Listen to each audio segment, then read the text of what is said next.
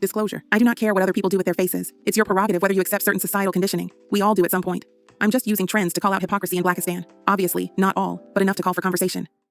How lucky you are to look the way you look now and to be the way you are, and you are perfect.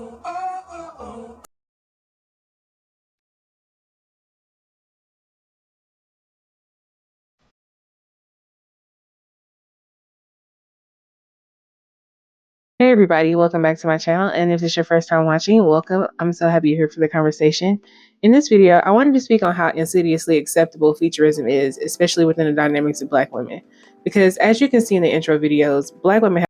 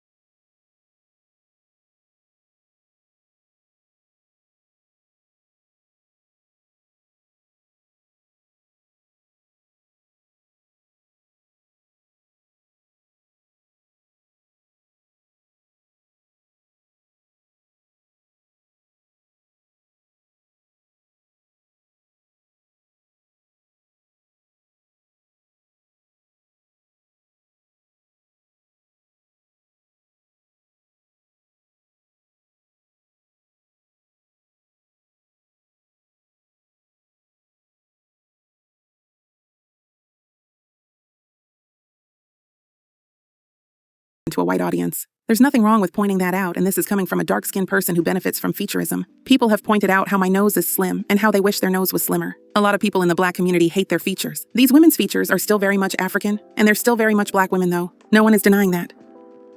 I personally completely agree with this take. Inokia doesn't have a single European feature. Her nose is slim. And I think the term Eurocentric is used because black people love approximating themselves to whiteness, one way or another. Or at least that's the baseline black people use for perfection. Don't all races have some kind of featurism then? And also, my problem is how that word is only used for beautiful dark-skinned women. But I think I get what you mean. I get it, but I think people mainly focus on dark-skinned women to highlight how you can benefit from isms despite being the victim of another ism, if that makes sense. People ignore how even light-skinned people who don't benefit from featurism or texturism are bullied, despite them benefiting from colorism. Also, I don't know if it's featurism necessarily, but white people with wide, flat, or a hawk noses get made fun of within their own communities. Their deal is a small nose, even though we know a lot of them don't have small noses. Intersectionality was coined for the broader aspects of this, such as the intersection of race and gender, but that definitely applies and the finer details like color, texture, and features. I'm mixed and light, and I also have more black features and coarse textured hair. I think it's important to acknowledge that this stuff is complex and impacts us in very different ways. Exactly, and this is my exact point. No one wants to speak on featurism and sometimes texturism in some situations. And I suspect it's specifically because light-skinned black people can experience these at probably nearly the same rate. So you mean to tell me that I have to be a freedom fighter against your internalized colorism because I'm light-skinned? But if a light-skinned person is being bullied for not benefiting from featurism, and you do benefit as a dark-skinned person, you just get to laugh with everyone else and feel good that a light-skinned person is considered uglier than you?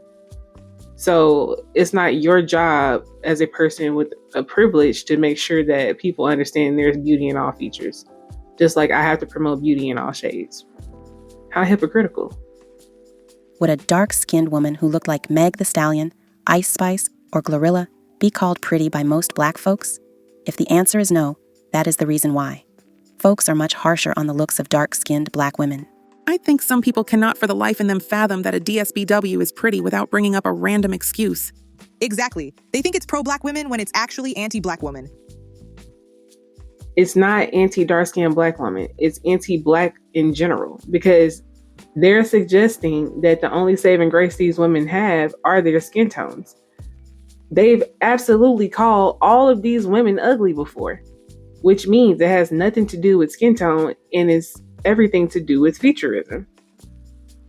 Now, let's look at a couple of TikToks on the concept of wasted yellow. There's a video on TikTok of a light-skinned girl saying that she doesn't think that she's recognized by people as being light-skinned because she has certain other features like kinkier hair. And it reminded me of an old black Southern expression called all that yellow gone to waste. And all that yellow gone to waste is meant to describe a lighter-skinned black person that would typically reap all the benefits of colorism, but instead also encounter featurism and texturism. Because while they are light-skinned, they also have features that are typically black or Negro, such as a bigger nose or wider lips or kinkier hair.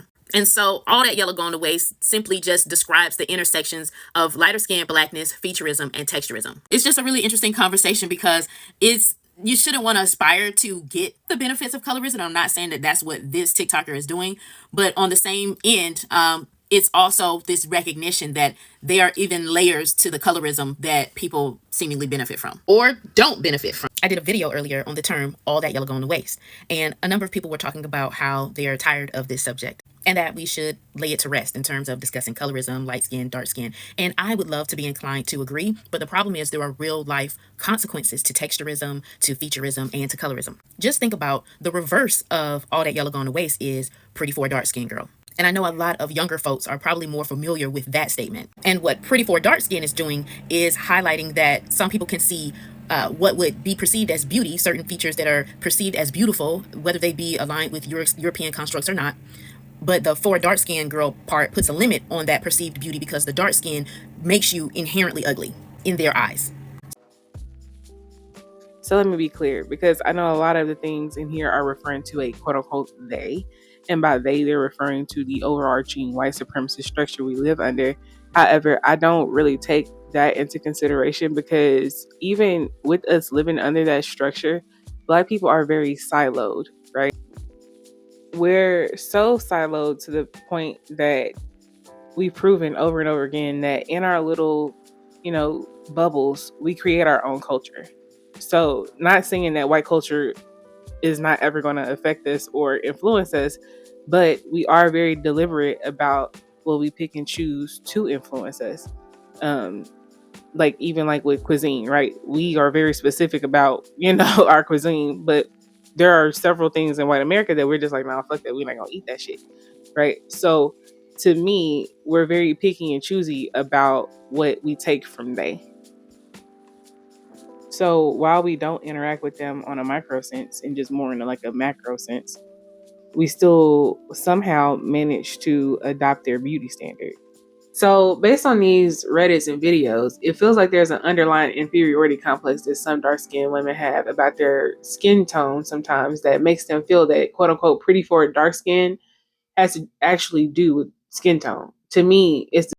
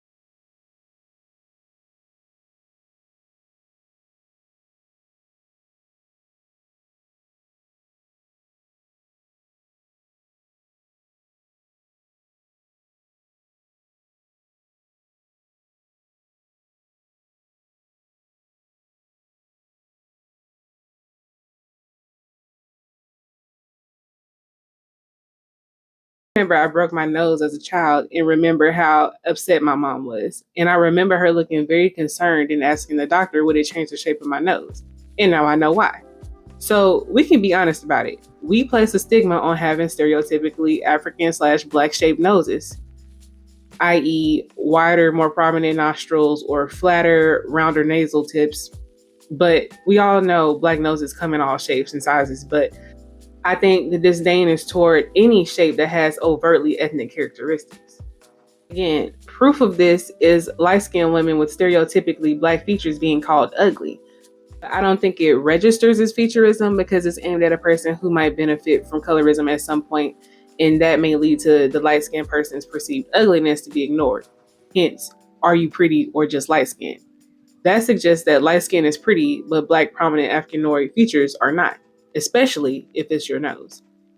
Even that "are you pretty or just light skin" trend on TikTok. How did we not call that out as the anti-blackness that it is? Oh yeah, because isms are cool if they're aimed at light-skinned people. My bad, I forgot. Let's look at this excerpt I pulled from medium.com about this lady's experience being a quote-unquote wasted yellow. The worst thing I have ever heard in my life was, "You're ugly for a light-skinned girl." Growing up with big lips, big nose, big light brown eyes, with hair that could give a you a run for her money, I was the brunt of millions of jokes because most lighter-skinned girls had a better texture of hair, with smaller features. Even my own mother called me ugly, but that is a whole different story for another day. What hurts the most? I was ridiculed by my own people. As an adult, I get even more disgusted when dark-skinned men approach me and say, "I really think you're pretty. I love light-skinned women." Or, "I like you because you're light." Well, I think dark-skinned people are beautiful as a whole. Dark skin is just unique, beautiful, smooth, glistening in the sun. But that is not the only reason to like someone. It grabs my attention, but I don't tell them I'm interested because you're dark. What is the obsession with lighter skin? Why are foreign-looking women praised while us, African-American, non-exotic women are slandered, rejected, ignored, made fun of? You would be cute if your hair wasn't natural. You would look mixed if your hair was straight. Cry me a river. Exactly. It's crazy to be ridiculed by people who look just like you. But anyway, we hear people disparaging Black women who have stereotypically Black-shaped noses all the time. I think size matters less depending on the shape, and I'll point that out later. Now, let's look at this concept of a wasted yellow in action. Here's an example of someone basically calling a popular basketballer a wasted yellow due to her prominent, stereotypically Black features, alluding to the fact that she looks like a caveman.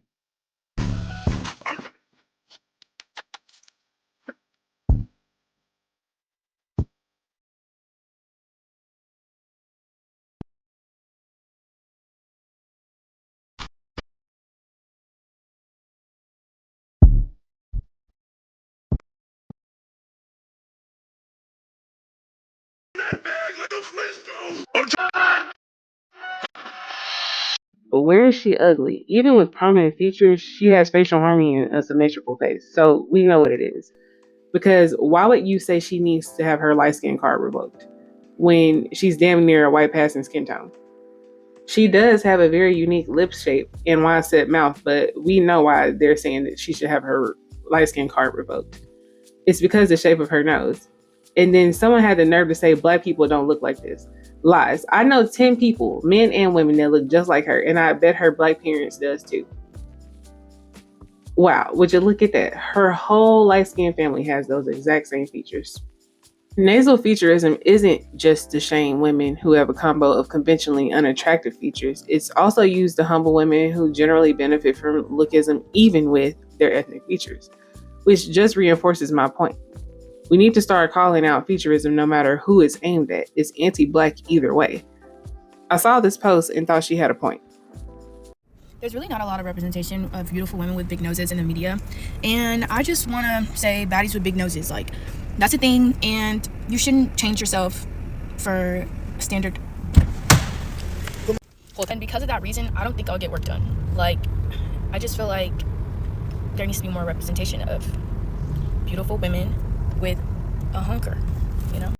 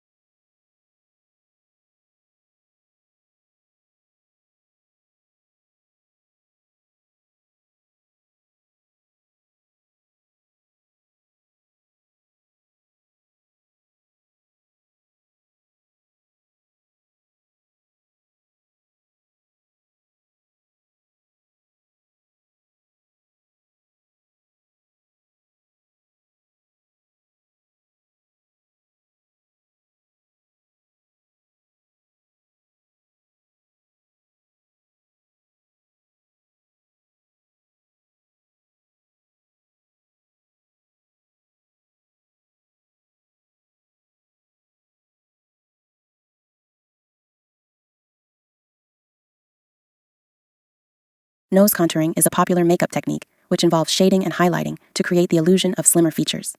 It's adored by makeup artists and beauty enthusiasts online.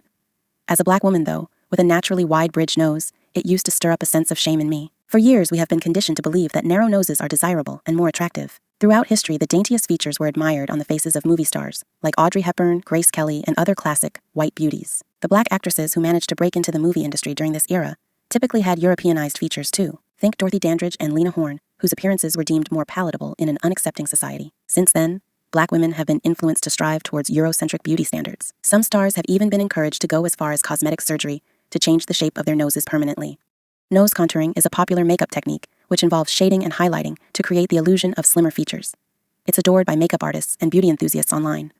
As a Black woman, though, with a naturally wide bridge nose, it used to stir up a sense of shame in me. For years, we have been conditioned to believe that narrow noses are desirable and more attractive. Throughout history, the daintiest features were admired on the faces of movie stars, like Audrey Hepburn, Grace Kelly, and other classic, white beauties. The Black actresses who managed to break into the movie industry during this era typically had Europeanized features too. Think Dorothy Dandridge and Lena Horne, whose appearances were deemed more palatable in an unaccepting society. Since then, Black women have been influenced to strive towards Eurocentric beauty standards. Some stars have even been encouraged to go as far as cosmetic surgery to change the shape of their noses permanently.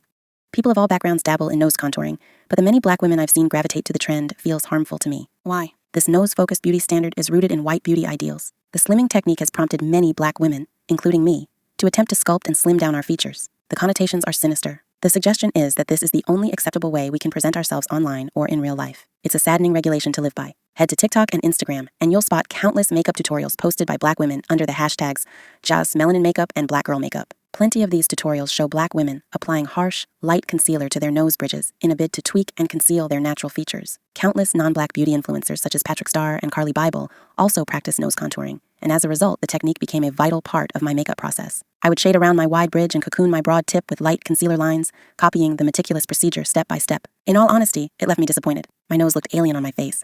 The damaging notion that my nose should look narrower fueled the complex I had over its shape while growing up. As a young girl, my nose didn't match the smaller noses around me in the predominantly white area I lived in. This bothered me most as a young adult, when posting selfies to Instagram became the social mode of existence. I lost confidence, assuming a problem with my nose's natural wideness. Developing into a woman alongside the rise of beauty conditioning on social media heightened my feelings of self-consciousness. Instead of flaunting my face in selfies from all angles, I refrained from taking central shots of my face. Subconsciously, I tilted my head to the side in photos in an effort to make my nose appear slimmer. The same beauty complex I inherited prevails among many Black women today, as we continue to be influenced by makeup tutorials. So luckily, her story ended positively, where she kind of developed this appreciation for her own Black features. But we know a lot of times it doesn't actually end that way. The hypocrisy for me comes when people criticize others who get nose jobs but will still taunt a person for having a big nose before the surgery. What's the difference between someone who does extreme contouring and someone with a nose job that contoured their nose? Literally nothing. One is just permanent. But just based on these examples, most are inspired by a stereotypical slim, angular, Eurocentric nose. So if you're a hypocrite that wears extreme contouring and you down talk nose jobs, if you don't got the money for the nose job, just say that, because you want it. So much so that you spend time contouring yourself into a new identity. I personally think social media filters didn't help either, because it gave people who aren't good at makeup and contouring the opportunity to show themselves what they look like with a less ethnic nose structure. So I do think the oversaturation of contouring and filters distorted what some people thought they looked like, to the point that there was an uptick in nose jobs in a very unsuspecting group, Black women. So before I get into showing these nose jobs, I did a bit of research on nose shapes, because I keep seeing people say that the noses that inspired them can't be called Eurocentric because they can be found on Black people too. Okay, sure. But I think the distinguishing factor is that the rate at which the trait is actually found. Most places in Africa are hot as fuck, so prominent nostrils are an evolutionary trait that made it easier to breathe in the heat. Thin nostrils are indicative of needing to protect your brain from cold temps. Some people that I keep hearing benefit from having Eurocentric features are these two lovely ladies, who, in my opinion, don't have a single European feature. They just have smaller, more narrow African noses, in my opinion, with rounder tips and more defined nostrils, compared to the pointier, more angular or hawkish noses with thin nostrils that the white women right here have. So y'all tell me who these nose jobs and contouring reflect more. I found this research by this plastic surgeon who was breaking down the desired nose shapes by cultures, but let's just skip straight to Africa. So he says in diverse African cultures, nose shapes are celebrated. To many, the broader and the flatter one, the better. With this being a matter of cultural pride for them, there is very strong emphasis on natural features and less societal views to conform to any kind of aesthetic standard. Cosmetic surgery is less prevalent, and often what is celebrated is one's own unique features, or at least we like to make people believe that's how we feel. Because I think anyone with stereotypically West African features would beg to differ. And then this other article by a plastic surgeon says that narrow is out, and plastic surgeons here in Boston and across the country are seeing fewer and fewer requests for the quote unquote perfect nose. Instead, men and women alike are trending towards smaller changes that showcase the uniqueness of their natural features. More and more people want to highlight their heritage, ethnicity, and the uniqueness of their facial features rather than downplay or cover them up. Hence the quote unquote ethnic nose job. But let's take a look at some of these quote unquote ethnic nose jobs that TikTok showed me. Girl, don't do it. It's not worth it. Already did it. Already did it. What my patient wanted.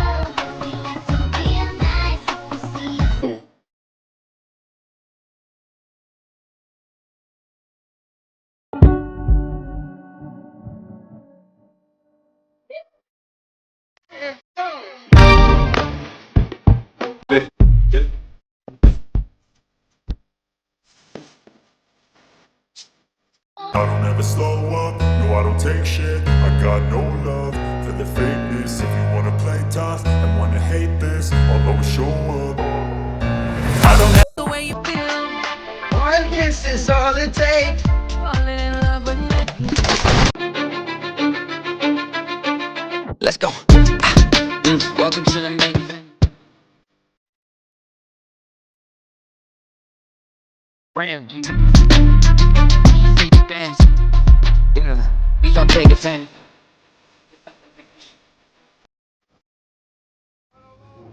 Oh. Oh. Oh. Like it? Oh, wait. Okay. This part.